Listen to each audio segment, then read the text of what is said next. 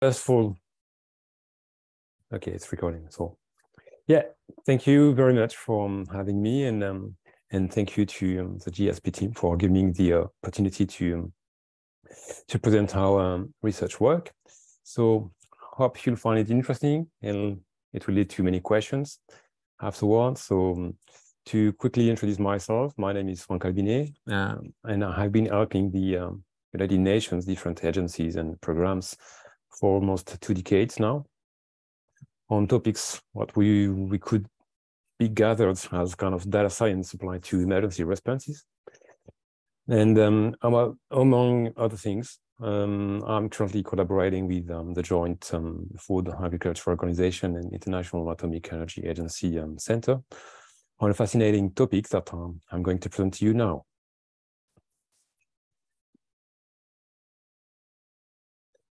So, as a quick outline, I'll first set the characters of our story and explain you what problem we want to address and the particular mindset we are adopting. Then I report our findings and on what we consider important when trying to address it through MIRs, mini-infrared spectroscopy, and explain why we think that transitioning from a model versus data-centric approach is particularly relevant. And finally, I say a few words about our future research agenda. So let's start with our problem statement, which is mostly related to the fate of radionuclide in soil after a nuclear accident. So I simplified it to the extreme, but in a nutshell, after a nuclear accident, radionuclides fall on the plant and crops and bare soils as well, with the obvious concern of passing into the food chain. Some of them, like iodine-137, has rather short half-life, like 8 days, but others, like cesium-137, have an half-life of 30 years. So, as you can imagine, it will eventually migrate into deeper layers of the soil. And the main problem, as you can imagine, is that the dynamic of root uptake will potentially transfer back these radionuclides into the plant and most likely into the food chain. So that's where potassium comes into play. And as you will see in your periodic table, both cesium and potassium are in the same alkali column, and they compete with each other in this root uptake dynamic. So as a result, applying potassium fertilizer is one of very important remediation technique. So it is of primary importance to know where and how much to apply it.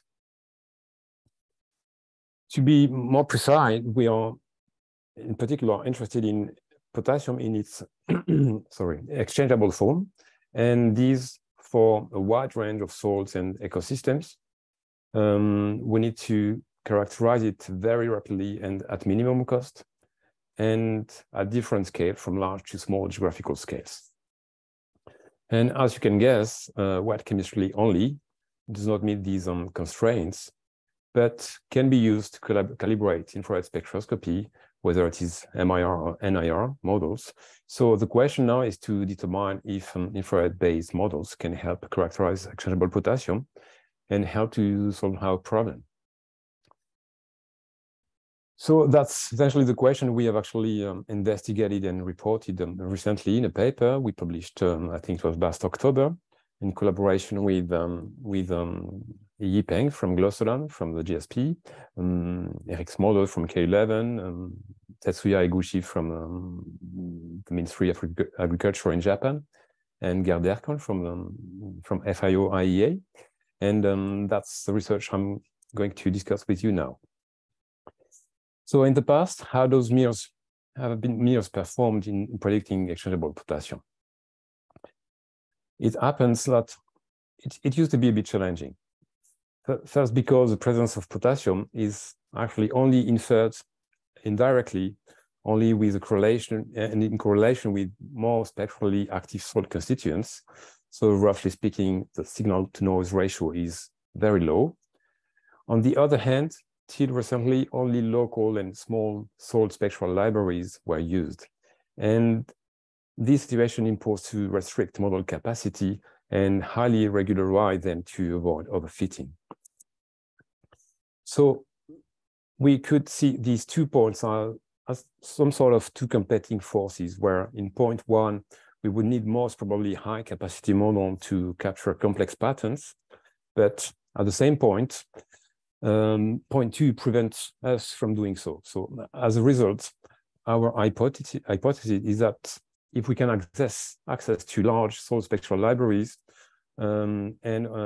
also if we can use model classes with highly scalable model capacity, in our case, deep learning and convolutional neural network, we could potentially reach the level of performance required by our application domain.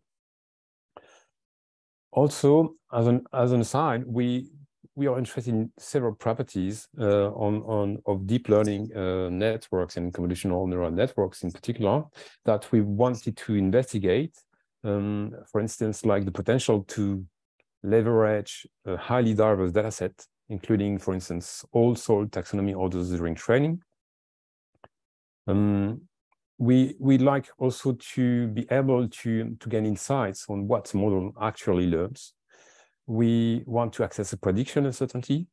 We have not presented our result in the paper, and I'm not going to talk about it during the presentation, but I hope we'll be able to discuss it afterwards.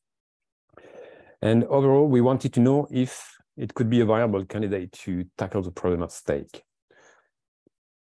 So what large data set did we use? As you might guess, the USDA KSSL dataset was a goldmine for us, and it contains over 45,000 infrared scanned soil samples, both MIR and IR, with associated wet chemistry. And you see in the graph, that's the relative amount of soil sample by soil taxonomy orders, and not in particular how unevenly soil tax orders are represented. Not, for instance, the relative scarcity of histosols, vertisols, and jellysols in the dataset, and because actually we'll talk about them a lot in the next slides. As for our model, we use a simple but deep convolutional neural networks. By simple, I mean we did not perform extensive hyperparameter tuning and rely on sensible defaults like small kernel size. We apply essentially all the tricks of the trade, batch norm to fight again vanishing gradients, dropout as a way to regularize our network. But to be totally clear here, the current state of the art, it's actually much more funky. And I'll say a few words about it later on. Nevertheless, our model had about 150,000 parameters, which is actually a lot of expressive power to fit essentially almost anything we want. And to anticipate your question, no, we are not overfitting because we are applying the right technique to avoid it. But we have a lot of capacity, model capacity. So the first burning question we had was to see the effect of the data regime. What you see here is both a PLSR, partial least square regression model, and our convolutional neural network trained with progressively larger and larger data set. What is interesting to see is that first a low data regime and up to about 10,000 samples, they perform very similarly. But the big difference is when you exceed the threshold, while the PLSR model reaches a plateau, the CNN keeps on increasing its performance. There are two remarks I like to make here. First, it indicates that further data collection is relevant and can be leveraged by a highly expressive model. And second, when people ask you what amount of data you need to be able to use deep learning, that's kind of question I receive quite often. There is actually only one way to answer: plot a learning curve like this, and you'll get the answer. And the point is that what's true for exchangeable potassium might not be true to predict organic carbon or cation exchange capacity. So you need to try and diagnose. That's a very pragmatic approach. So we all love benchmarks and metrics. So here is the comparison of the PLSR and CNN performances. That CNN has better performance than PLSR is obviously not a big surprise due to its high capacity, model capacity. But what's interesting here is that we are reaching a level of performance totally relevant for our remediation purpose. And in particular, also in the lower range of exchangeable potassium, which is crucial as it is where actually most of the root uptake dynamic is happening. But as I said before, our CNN is not fully optimized and not really the state of the art. So if you want to babysit in some way our model and go to next gear, that's actually pretty easy. What you see here is the amount of Python code required to train and use state-of-the-art deep learning model. For instance, here I reach an R-square of 0.84 using a ResNet 18, which is actually contain 1.5 million parameters with residual connection and a lot of fancy tricks we can discuss after all if you want. But if you want to tap into the full zoology of model, this is actually extremely simple. Just check the box on the right, and so you choose whatever state-of-the-art model you want. You train it for 10, 20 minutes in a single GPU, and that's it. So that's really not complicated. In particular, because now we get access to great deep learning framework like PyTorch and FastAI, and so that's pretty easy to implement. Now, this is all good, especially in the context of an academic paper and as a snapshot, but when a model is deployed into the wild, the story is a bit different. The experience of a decade of massive deployment of deep learning-based solution has shown that it's actually much more crucial to iterate over the data rather than over the model. And to iterate over data, you need to diligently analyze the error of your model. And that's essentially what is coined by the expression model-centric versus data-centric approach. So in a nutshell, there are mainly 4 objectives in a data-centric approach. First, identify annotation errors. What I mean by annotation is the ground truth to train and test our model. And this should be consistent and correct, obviously. And in our case, the wet chemistry might be simply wrong occasionally. Second, we also want to potentially identify in our algorithm or optimization the presence of a fitting on some subclasses, for instance, or adjust the loss function to optimize against. And third, the role of domain expertise is extremely important, in particular to help providing insight on the data, the typology, characteristic, peculiarities, and so on that will be relevant for the error analysis. And all that with the primary objective to inform further data collection. So to make it very concrete, let's start with the first point. Here is an example which is perfectible, but will give the idea. We simply select in the test set the most poorly predicted samples. Here, just once run it by a red rectangle, and want to check if first the inspected spectrum is represented in the training set, and second, in the case where indeed there are relatively similar spectra in the training set, how do the wet chemistry compare? So here we're looking at some sort of anomaly detection, but using both the feature, the spectra, and the target space. Target space is essentially the soil constituent you want to predict. So in this particular example, what you see here on the right, essentially the first point here, I'm pointing with my mouse cursor, is so in orange that's actually what has been predicted in this particular sample, and the situation of the wet chemistry, which actually is very different. That's why we have a high error. And the next, the closest spectra in the training set, actually, you see that the wet chemistry is very different. And actually, we are not making error there. The error is very low. So here, what we could deduce and infer is that actually there is an issue in wet chemistry and in the annotation part. So the kind of work we mean by error analysis on a kind of individual basis. And actually, we like, so we have looked at an individual example, but also we would like to see the performance by data subtype, in our case, Soil Taxonomy Orders. So we would be interested to look at it on the test sets as shown on this table, but more particularly, we like to see it during the training process. And in particular, our intuition is that the most represented soil types, like moldy soils, for instance, might drive too much the learning process. Let me clarify it. What you see here is the loss, the mean square error, used by the optimizer to optimize the deep learning model. And so during the training process. And if you're not familiar with deep learning methods, actually what we call one epoch, what we see on the x-axis, is actually one single pass through the entire training set.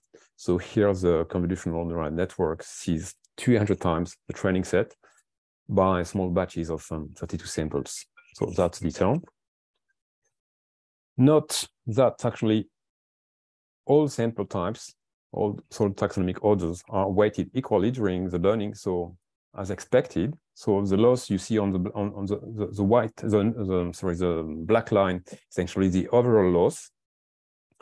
But what you see is that the global loss seem to be driven by the most represented samples, in particular moldy soils and alphy soils, which is actually not a big surprise. That was essentially our intuition. And on the other hand, we see that we seem to overfit jelly soils and isosols, the top two lines, the purple and the pink one. And this is actually expected because they have small sample sizes, but not vertisols. I think it's brown lines at the bottom, and which is actually vertisol as well, very poorly represented. So two remarks here. First, it shows that the analysis of overfitting deserves more attention at a more granular level, because looking and optimizing our network, globally, actually, it's not granular enough. And even if we don't have the impression to overfit it, if you look at it in a more specific way, we see that actually we are overfitting subset of the data. So the more granularity is essentially very important here. And second, it tells us that we could potentially apply weighted loss according to soil types to alter or nudge the learning process as wanted. So actually, we have this kind of the kind of knobs we could use to drive the loss as we want according to our application domain. But let's examine further what's going on vertisols, jelly soils, and isosols. So what you see here is what's called SHAP value, Shapley value, or rather a gradient SHAP here, which is actually an implementation of the SHAP algorithm for deep learning model, to put it simply. And what it does, it highlights a wave number of importance by soil taxonomy orders. The blue bar indicates actually that an increase in absorbance at this particular wave number will increase the quantity of exchangeable potassium predicted. And the red bar, as opposed, indicates that an increase in absorbance at this wave number would decrease the quantity of exchangeable potassium predicted. And obviously, the greater the height of the bar, the highest importance it has. And so a kind of big overview shows that actually the role of soil mineralogy, in particular calcite, kaolinite, and also the on the 3,600 wave number region there, and also in the silicon oxygen stretch around the 1,000 region are particularly important, and which is actually in line with interpretation from and domain expertise. But among the general consideration, what we wanted to assess is the similarity of the region highlighted as important across soil taxonomy orders. In particular, we wanted to assess the cases of poorly represented soil types like vertisols, isosols, and jelly soils. So what you see here is simply the correlation coefficient between the gradient SHAP value of different soil taxonomic orders. And remember that the performance on vertisol is surprisingly high, and this despite its low data regime. And looking at this table, if you look in detail, we observe that vertisols, sharp values, are highly correlated with molisols and hentisols, and which are actually both very well represented classes. As opposed, jellysols and histosols are mainly correlated to each other, forming a sort of isolated cluster. And our hypothesis is here that there is some kind of reuse of learned spectral features going on. And to be honest, this is probably not such a foolish conclusion, as these are properly observed and sought after when using deep learning models, for instance, when using what's called transfer learning. So I hope I've illustrated these 4 points, and that's essentially the core idea of data-centric approach to further inform data collection and iterate over data. And however, okay, this is one important type, and we are still obviously interested in the model, and the model obviously remain important. And we are particularly interested in deep learning and convolutional neural networks in particular, and for different reasons. And these reasons are essentially, one, the possibility to leverage its potential of transferring knowledge from one domain to the other. Two, the opportunity to tap into a vast amount of model zoology, as I shown before with ResNet networks and best practices. Three, the capacity to introspect models. Interpretability is actually an extremely active domain of research and can be used with a lot of benefits. And last, we like to try to address the issue of infrared instruments cross-calibration through the use of transfer learning. And honestly, this is still kind of a strong intuition at this stage, and we're definitely not sure that it might be possible, but actually that's very interesting to investigate this option. So we are approaching the end of the presentation, but I want to highlight before the main and different of approach, and actually the mindset is very different between the traditional approach and the deep learning one, and the mindset is really different from different perspective. For instance, one important point is that domain expertise is essentially require more downstream rather than upstream. To give an example, for instance, the decision to use or not Savitsky-Golay preprocessing, for those of you who know that, is actually left to the neural network.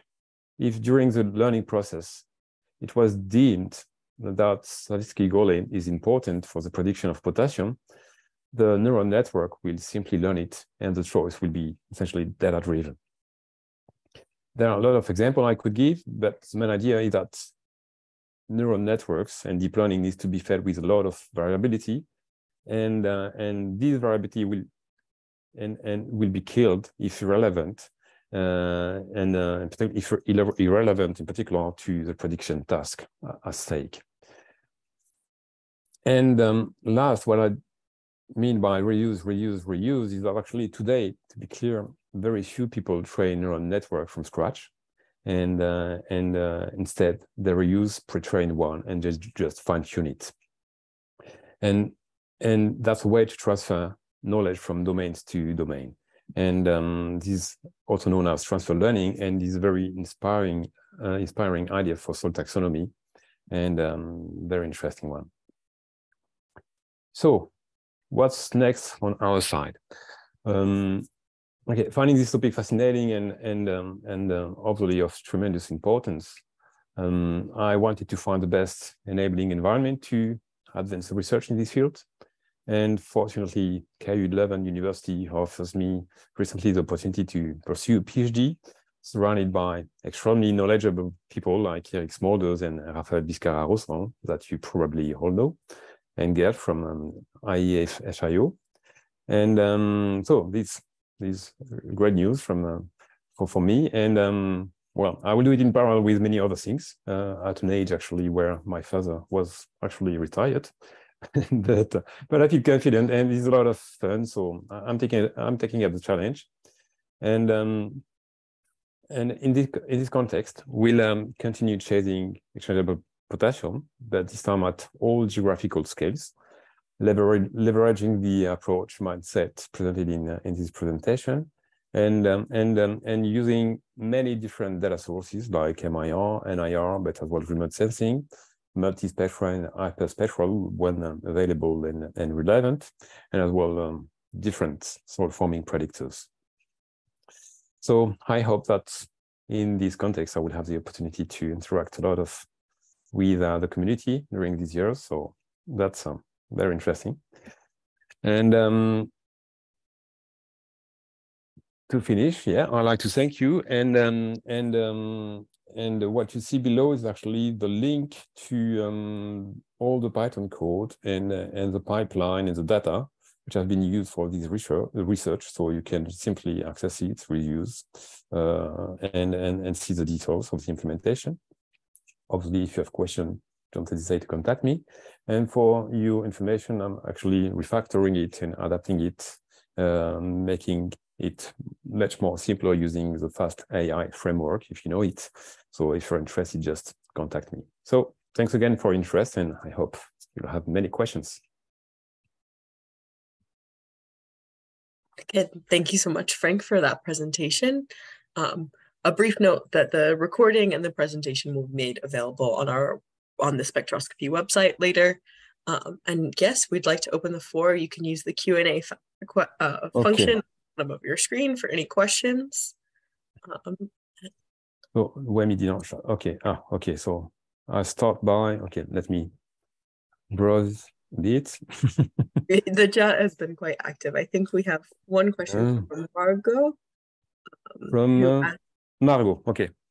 Yeah. Hi, Margot. I wonder how the land use from where the soil samples originated affects the learning of the model. Did the soil samples come from undisturbed areas? As you know, fertilization will also affect the exchangeable potassium content. We depend on land use.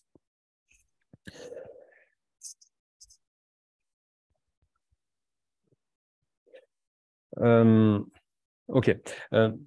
I'm not sure to understand exactly what you had in mind, but okay, let me try, however, to answer. Okay, so does the land use from where the soil samples originate affect the, yeah, obviously, I mean, the model, we just learn whatever comes in your model, and this is actually biased according to the data you use.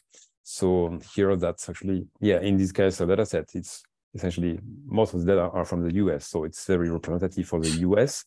And actually, yeah, that's very important point, because at the agency currently, we are collecting data from Japan with a lot of undisturbed, and which is particularly relevant in our case, because actually this data from Fukushima, so with which has been some of them very highly contaminated, and it happened that undisturbed are very, very underrepresented in the KSSL dataset. So yeah, so essentially that's in line with what I'm saying when, you know, we need to capture in this kind of global approach, kind of highly variable data set, and capture the maximal entropy. Est-il possible de faire the presentation? Yes. Okay.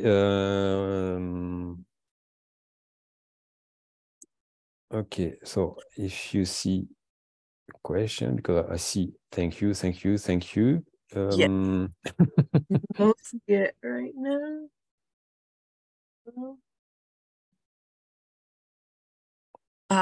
Laura just asked if the articles could be shared with her.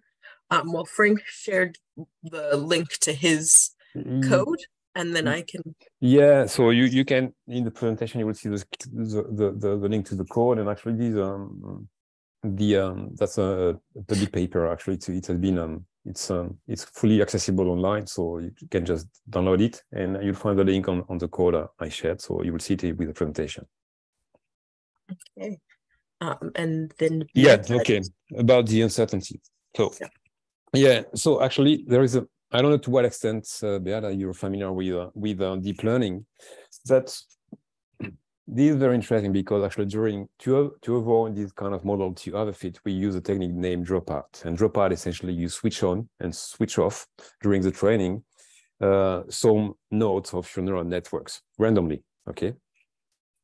And normally what's usually actually you use it during the training, and then when you during inference, you just deactivate the dropout and you just predict. But it happens that if you stay this dropout layer active during the inference, it means that actually you're sampling from your model. And so it's a kind of ensembling. And actually, instead of predicting once with one snapshot of the model, you can predict as many as you want, the single samples, but with different subsets of your network.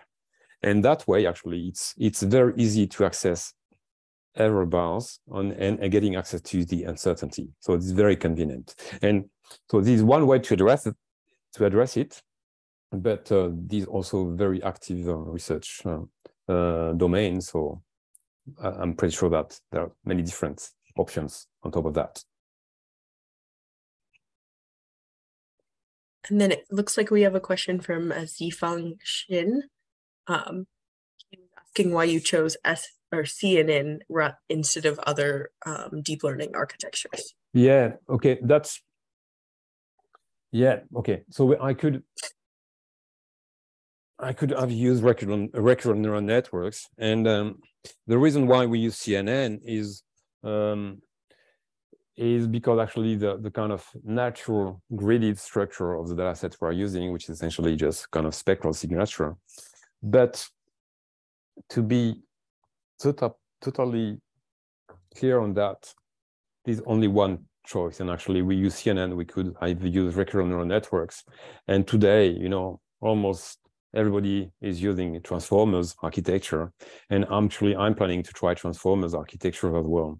And the point is that actually almost we're in a situation, I don't know if you're aware about Hugging Face initiative and Hugging Face website and framework, but the truth is actually neural networks architectures and deep learning architectures, actually today we'll find thousands of them, and they almost should be considered a kind of hyperparameter because actually they're fully replaceable. So you can essentially try all of them to see which one works, and you can potentially ensemble them. So actually,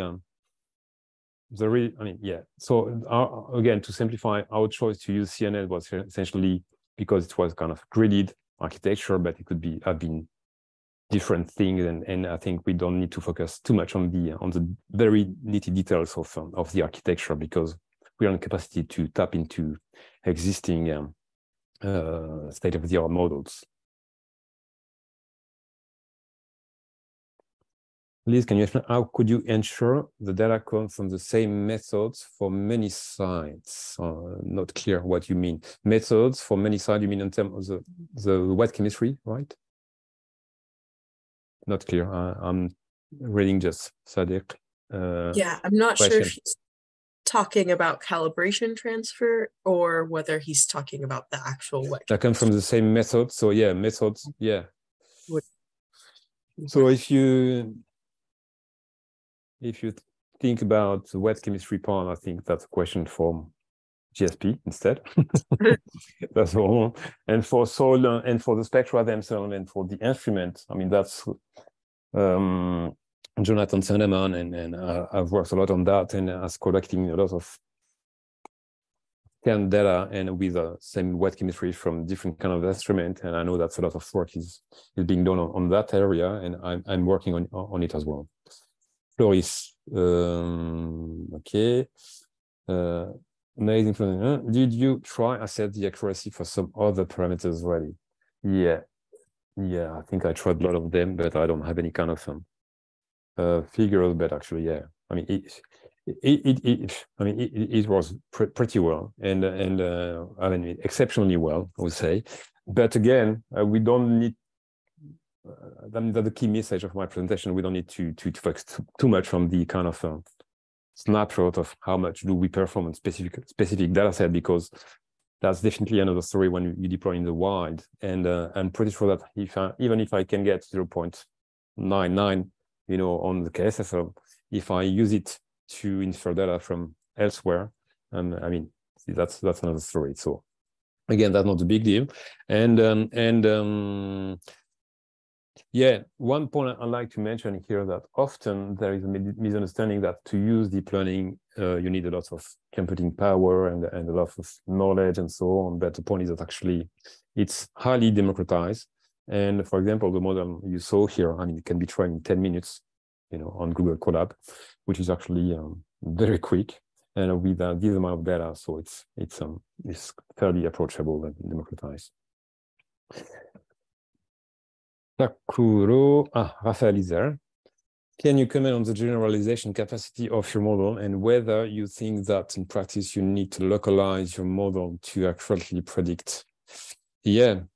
Yeah, that's I mean, that's a whole topic of transfer learning, and I know, Raphael, you have started to work on that using essentially instance-based learning, and yeah, I mean, that's definitely what I'm saying. So generalization property. So I'm testing it on the KSSL. So I just use train and validation and test set.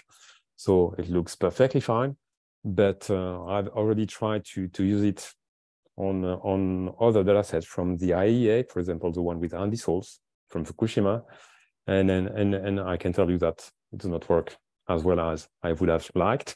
But that's why, I mean, we are working a lot on this notion of transfer learning and trying to address this kind of local, global versus local modeling, and how to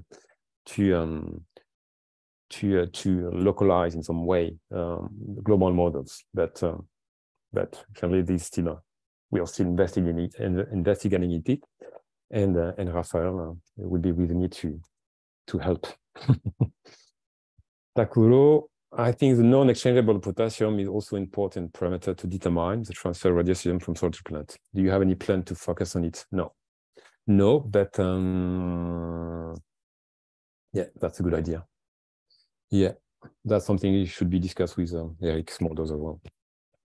It is possible to detect different minerals with a model trade or just potassium. Yeah, really, as long as you have the wet chemistry to use to calibrate it, I mean, that's fine. You can essentially try and to see what kind of results you can achieve. But yeah, in essence, there is no barrier to try it. Thanks. Is there any finding for soils classified using WRB? I don't know what WRB is. So maybe Manzarul, you can. I can address that one in the chats. Okay.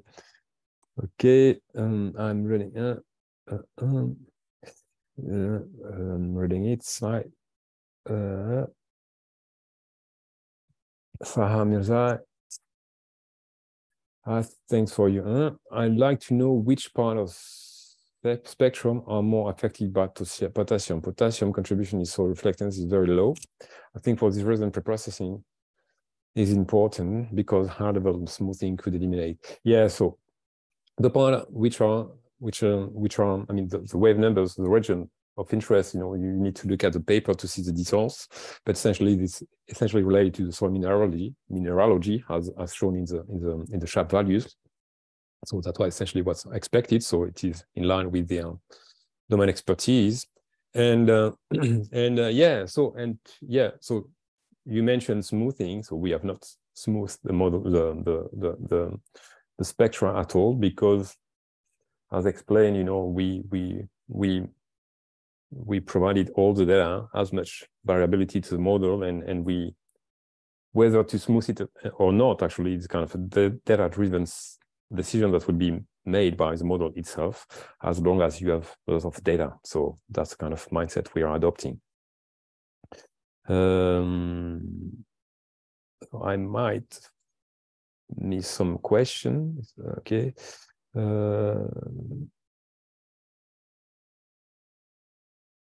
Okay. I wonder, Raphael is back. Thank you. I wonder also whether clay mineralogy, the spectra has direct info on clay minerals, would be a better classification than salt. Essentially. So thanks for mentioning that. It's essentially a hot topic in our research. That's we use this kind of soil taxonomy orders metadata, which actually you saw that actually quite incomplete because half of it have not been classified in the KSSR because that's not easy. But I definitely agree that our top priority is to classify maybe or to cluster the spectra according to the mineralogical properties, and to perform error analysis around these kind of scheme.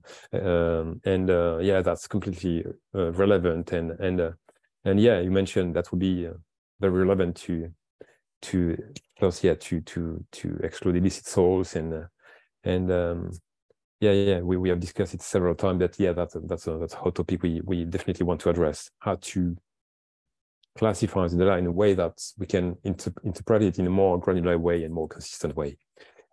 WRB means World Reference Based System of Soil Classification. Okay. So yeah, so I essentially use the one provided by USDA because actually that's what was provided in the data set. But yeah, so I don't know what to answer there, but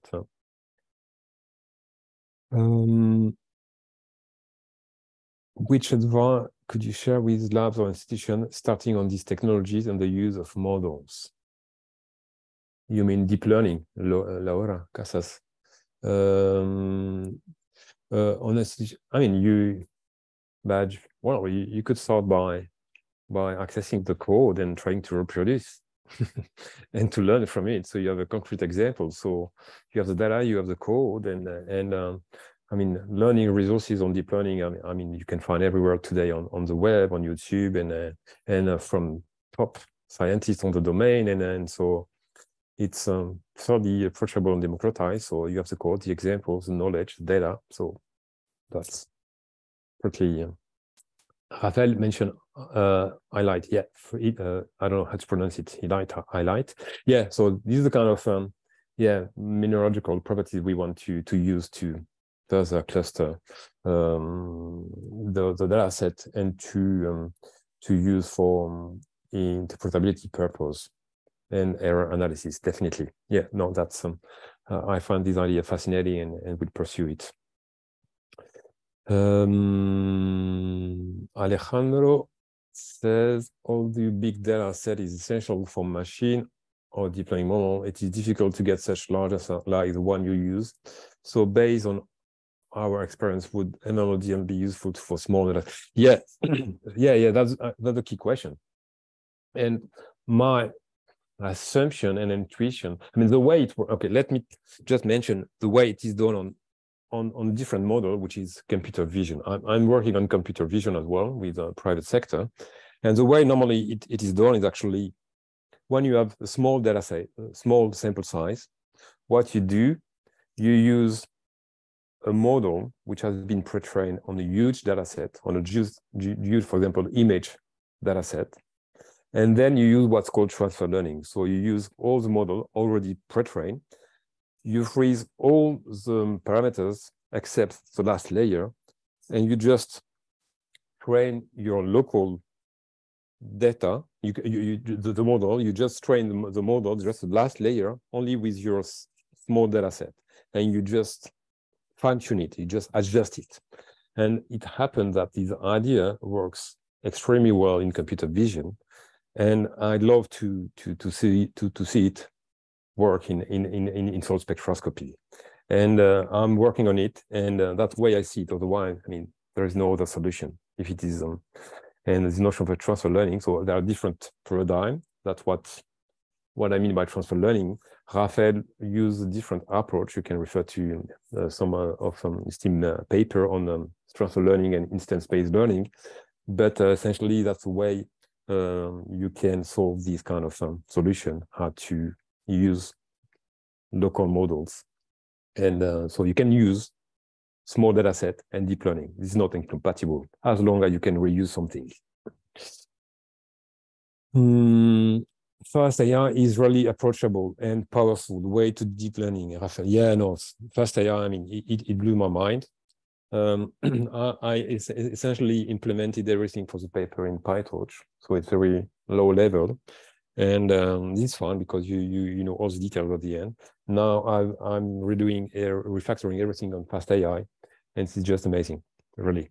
And this community is great place to learn and to essentially very rapidly to get up to state of the art. So if you want to enter the field of deep learning, I can only recommend you go to the Fast AI resources. They have books, they have online courses, and these are just, I mean, these are mind gold. So you need to go that. In your view, how hackable is it for research? Fast AI, it is highly hackable.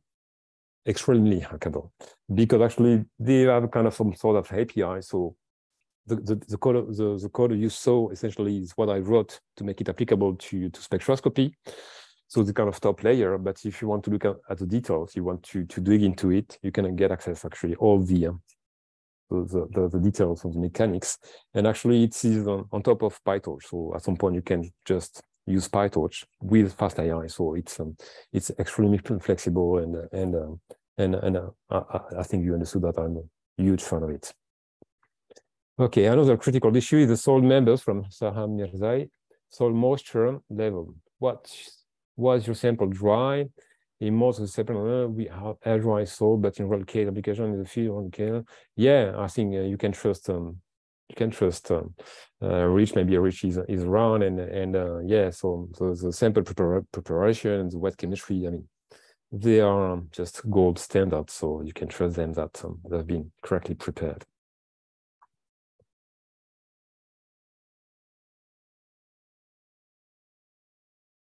So did I miss? I think the only question I see that you didn't address, well, was repeated roughly twice from Timboski and Muhammad on essentially how you feel your research then reaches farmers, or what the impact of your research is on actual farmers on the ground. I would say I think Goslan is part of that.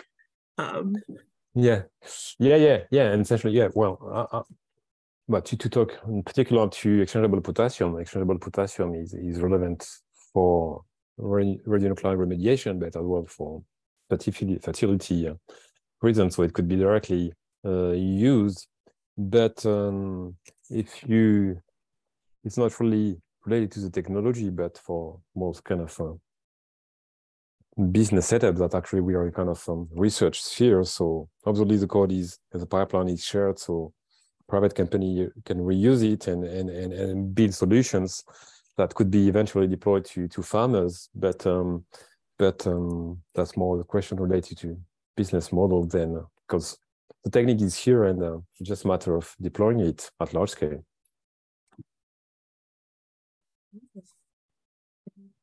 Yeah, I think you've addressed everything I can see.